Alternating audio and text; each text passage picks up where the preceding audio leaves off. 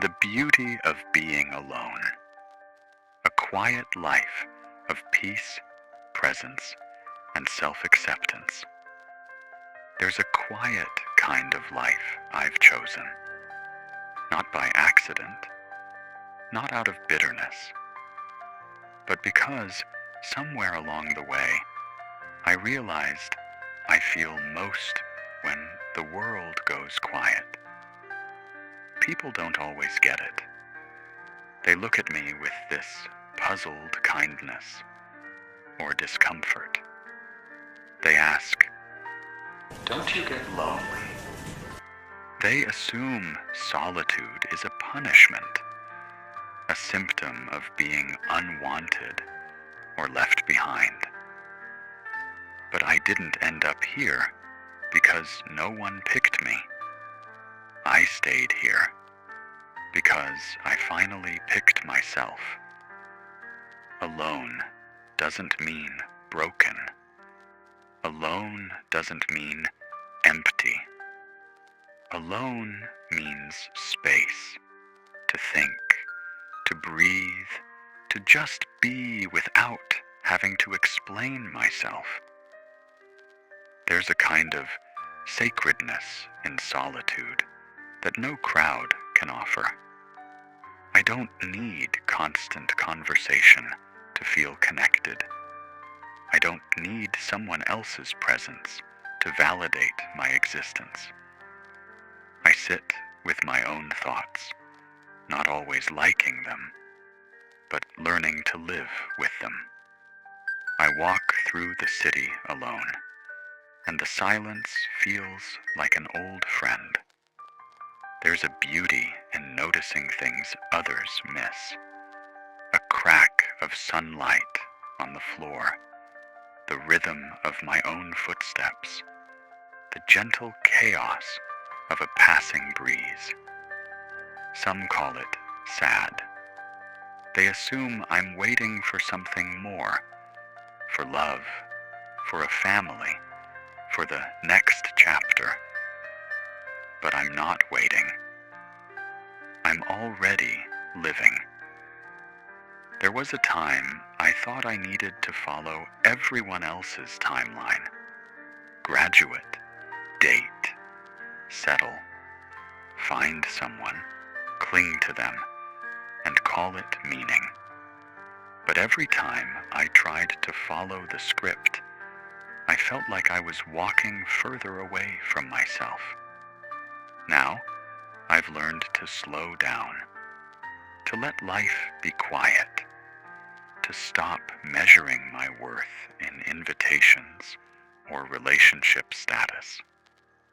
Because, truthfully, I've never felt more at peace than when I gave myself permission to stop rushing toward what I didn't actually want.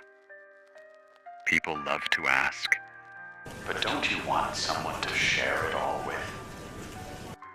And sure, connection matters. But connection doesn't have to look like dependency. It doesn't have to mean sharing everything all the time. Sometimes the deepest love is the love you extend to yourself in the form of boundaries, silence, and presence.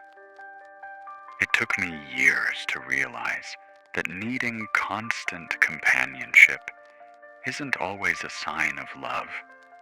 Sometimes it's a fear of being alone with your own mind. And I was tired of being afraid of my own company. Now, I treasure it.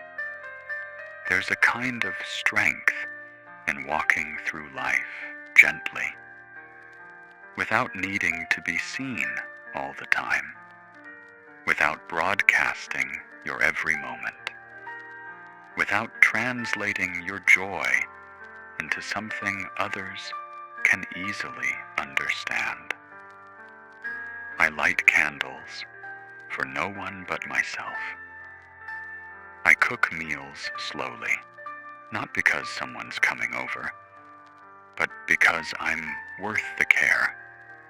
I read in silence, not to escape, but to return.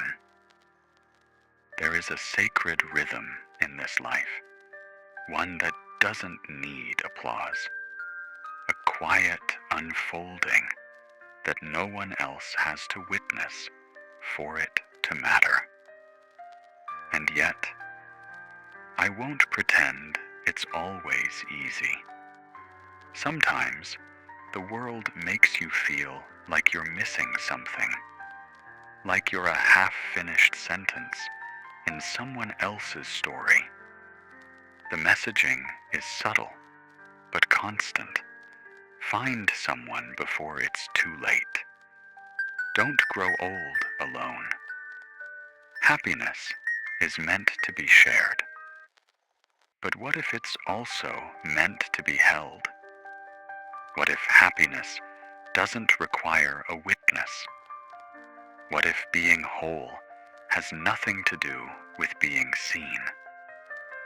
When you choose solitude, you become more intimate with your own mind, more aware of your patterns, more honest about your fears.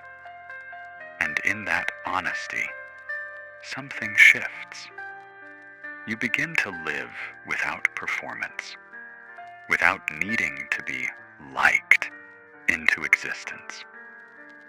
The world may not understand this life. That's okay.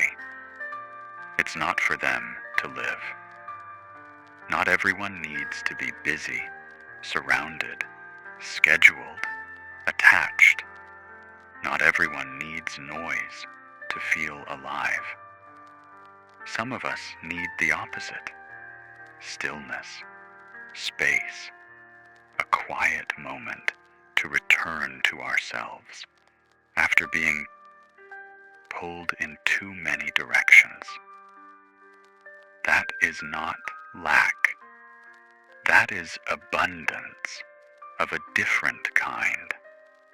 The kind that doesn't clamor for approval. The kind that doesn't post every joy for external validation.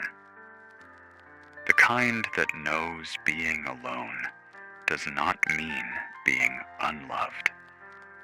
In fact, it might be the deepest form of love there is, to be enough for yourself. Not because you're closed off, not because you're afraid, but because you've learned that peace doesn't come from being chosen by someone else. It comes from no longer abandoning yourself in order to be more palatable, more acceptable, more normal. I'm not anti-love. I'm not against connection. I'm just no longer starving for it. I've built a life that feels like mine, a slow, intentional life, one filled with meaning, even if no one else sees it. And if that means some people never understand me, so be it. I didn't come here to be understood by everyone. I came here to be true to myself. So if you've ever felt like maybe you're too alone, if you've questioned whether it's okay to feel at peace on your own, I want to remind you, there's nothing wrong with you. You are not missing a piece. You are not broken. You are whole, quietly, softly, undeniably. You don't need someone else to reflect your worth back to you. You are allowed to sit in a room alone and feel full. You are allowed to live a quiet life and call it beautiful.